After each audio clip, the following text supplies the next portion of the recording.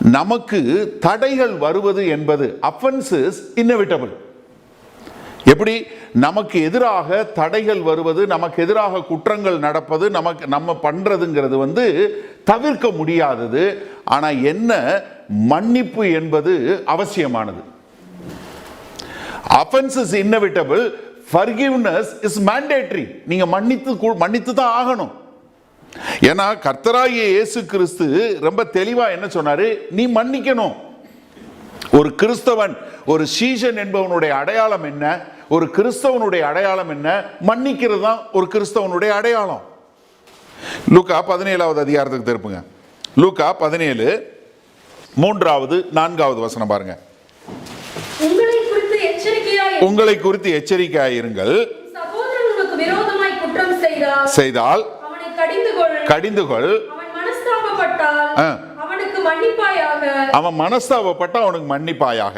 அவன் ஒரு நாளில் 7 தடவை உனக்கு விரோதமாய் குற்றம் செய்து 7 தடவை குற்றம் செஞ்சு 7 தடவை உன்னிடத்துல நான் மனஸ்தாபப்படுகிறேன்னு சொன்னா அவனுக்கு மன்னிப்பாயாக. என்ன, 7 முறை ஒருத்தட்ட உங்ககிட்ட ஒரே நாள்ல 7 முறை ஒரே மாதிரி தப்ப பண்ணிட்டு மன்னிச்சிருன்னு சொன்னா நீங்க என்ன செய்யணும்? எஸ், மன்னிக்கிறேன். அப்ப என்னன்னா, மன்னிக்க வேண்டியது நமக்கு கொடுக்கப்பட்ட ஒரு கடமை, அவசியமான ஒன்று. ஏன்னா மத்தேயு 18வது அதிகாரத்தில் கர்த்தராகிய இயேசு கிறிஸ்து சொல்லும்போது நீ எப்படி மன்னிக்கணும்னு சொல்லும்போது அப்போ பேதுரு என்ன கேட்கிறாரு, யூதர்கள் மத தலைவர்கள் 2 முறை தான் சொல்றாங்க. 21 வசனம் சொல்லும்போது என்ன சொல்றாரு, நான் 7 தடவை மன்னிக்கிறேன் அப்படின்னு சொல்லும்போது அங்க ஆண்டவர் இன்னும் தூக்குறாரு. இங்க 7 தடவை சொன்னவர், அங்க பேதுரு நான் 7 தடவை சொன்னா, வெல்டன் பேதுரு. யாரு? இவரை தான் மன்னிச்சாங்க, அது வேற விஷயம். மீதி பேரெல்லாம் பேதுருவை மன்னிச்சது பெரிய காரியம்.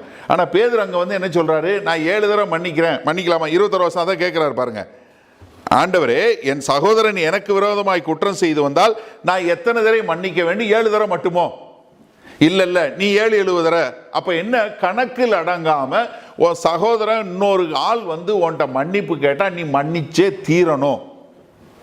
ஏன்னா நம்ம கர்த்தராகிய இயேசு கிறிஸ்துவை பின்பற்றி வர்றவங்க, அவருடைய ஒரு அடையாளம் என்ன? அவர் மன்னிக்கிற தேவன். கல்வாரி சிலுவையில அவர் அறையும் போது அவர் என்ன சொன்னாரு? பிதாவே, இவர்களை தண்டியும் சொல்லல, மன்னியும். இவங்க செய்யறது, தாங்கள் என்ன செய்யறோம் தெரியாம செய்யறாங்க, உங்களை மன்னியும். அப்ப மன்னிக்க வேண்டியது நம்மளுடைய அவசியமான ஒரு காரியம். இப்போ உங்களுக்கு தோணும், அண்ணே அவங்க சும்மா மன்னிப்பு கேட்கிறாங்கண்ணே, எப்படி நான் மன்னிக்க மாட்டேனே? ஹலோ, ஒரு நிமிஷம் யோசிங்க. உங்களை மன்னிச்சது பெரிய காரியம். நம்ம எல்லாருமே, நீங்க உங்க பைபிள் பெருசா இருக்கலாம், நிறைய அண்டர்லைன் போட்டிருக்கலாம், நீங்க பெரிய பரிசுத்தவானா இருக்கலாம், நீங்க ஜெபம் பண்ணா பரலோக அசையலாம், தேவதூதர் வரலாம் போலாம். ஆனாலும் நீங்களும் பாவம் பண்ணால்தான், ஒருத்தரும் கிடையாது, ஒருவனு நீதிமான்ல. வசனம் தெளிவா சொல்லுது. நம்ம எல்லாருமே ஏதோ ஒரு வகையில பாவம் பண்ணிட்டு இருக்கோம், ஏதோ செய்யறோம், தப்பு பண்ணதான் செய்யறோம். ஆனா கர்த்தர் நம்மளை கிருபையா மன்னிக்கிறாரு, மறந்து விடக்கூடாது. Every one of us have messed up so much. நம்மளுடைய அந்தரங்க வாழ்க்கை, நம்மளுடைய எண்ணங்கள் வேற ஒண்ணும் கிடையாது. நீங்க மீதி எல்லாம் விட்டுருங்க. இப்போ உங்க மண்டையில ஓடுற எண்ணத்தை மட்டும் இங்க மேல விட்டா போதும், வேற ஒண்ணுமே தேவையில்லை. ஆலயத்துக்குள்ளதான் உட்கார்ந்து இருக்கோம், கர்த்தரை தான் துதிக்கிறோம், ஆனா மண்டையில என்ன ஓடுது? ஏன்னா கர்த்தர் உங்களுடைய இருதயத்தின் யோசனைகளை அறிந்து வைத்திருக்கிற தேவன். அப்ப என்னன்னா, என்ன மன்னிக்கிறாரு, அதனால நான் மன்னிப்பேன். என்னைய மன்னிக்கிறாரு, so I forgive.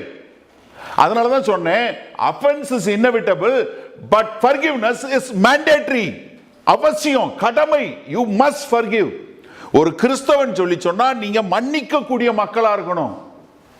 மன்னிப்புங்கிறது அன்கண்டிஷனல், நம்ம மன்னிக்க கூடிய மக்களா இருக்கணும்.